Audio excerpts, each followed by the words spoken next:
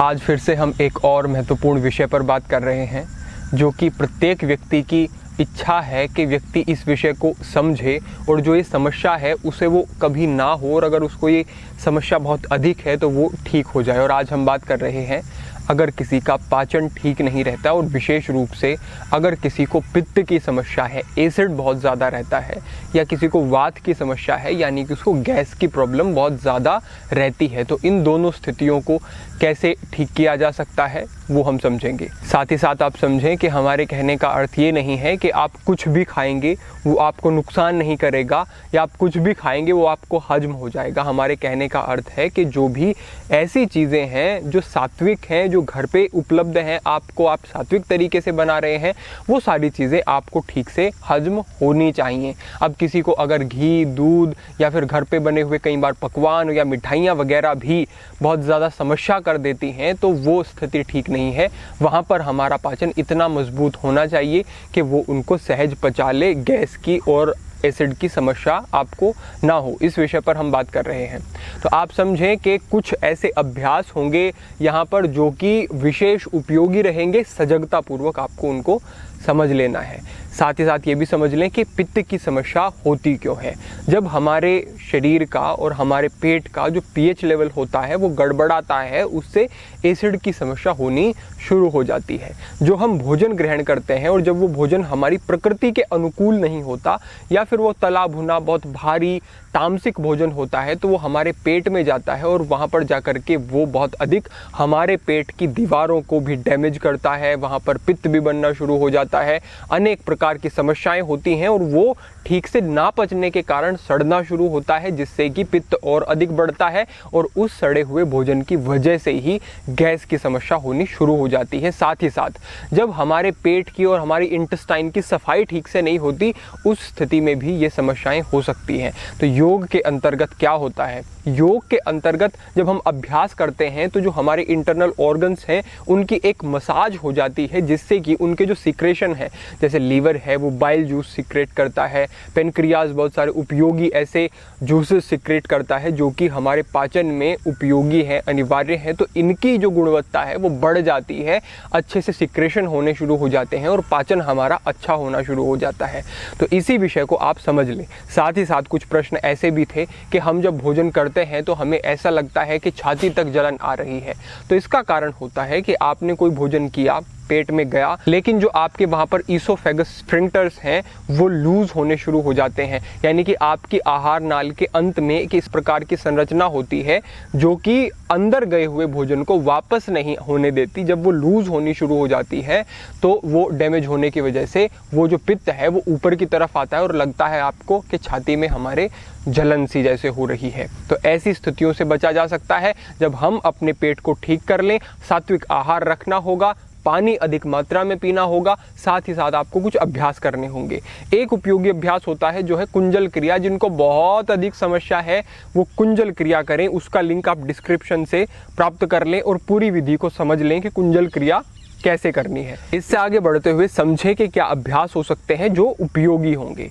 इसमें सबसे पहला जो अभ्यास है वो वज्रासन का ही अभ्यास रहने वाला है। अब आप समझेंगे कि वज्रासन से हमें लाभ नहीं हुए या वज्रासन से लाभ क्यों नहीं हुए, तो समझे कि एकदम से लाभ नहीं होते हैं। ये ऐसे अभ्यास होते हैं जो धीरे धीरे धीरे अपना प्रभाव दिखाते हैं।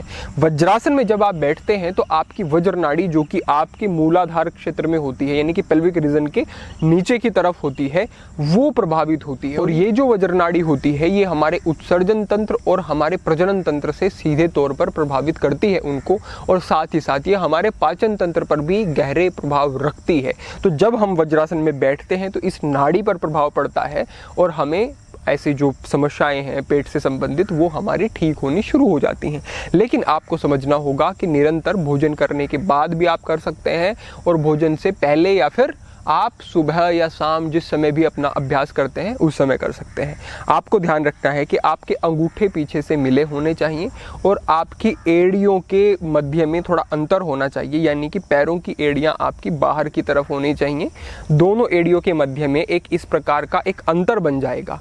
अंगूठे मिले हुए हैं लेकिन एड़ियों के बीच में एक अंतर है और वहाँ पर आपको ठीक से बैठ जाना है। जैसे बैठेंगे तो आपको ध्यान रखना है कि आपके घुटनों के बीच में जो अंतर है ये नहीं रहना चाहिए। इन दोनों को आपस में आप इस तरह से मिला लेंगे।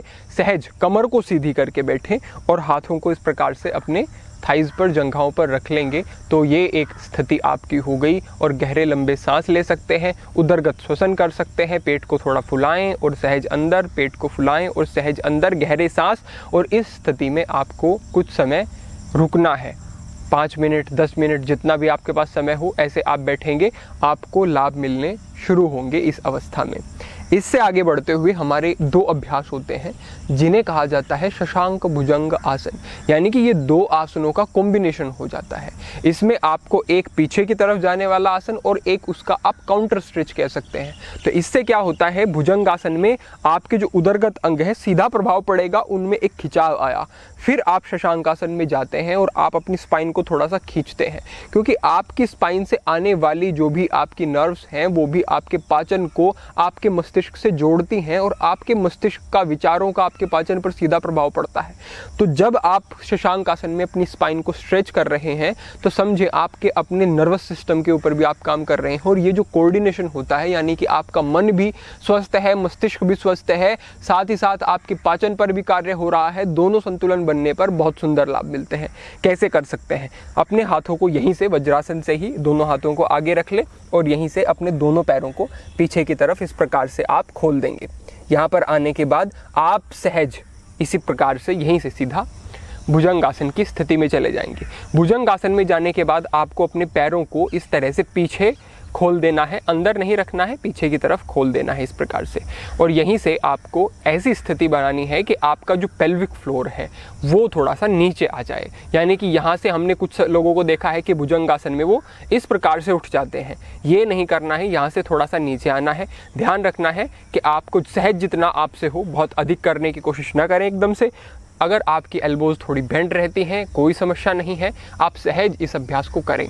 तो यहाँ पर आप कुछ समय तक रुकेंगे और इस स्थिति में आने के बाद आप अपनी गर्दन को थोड़ा पीछे लेके जाएंगे।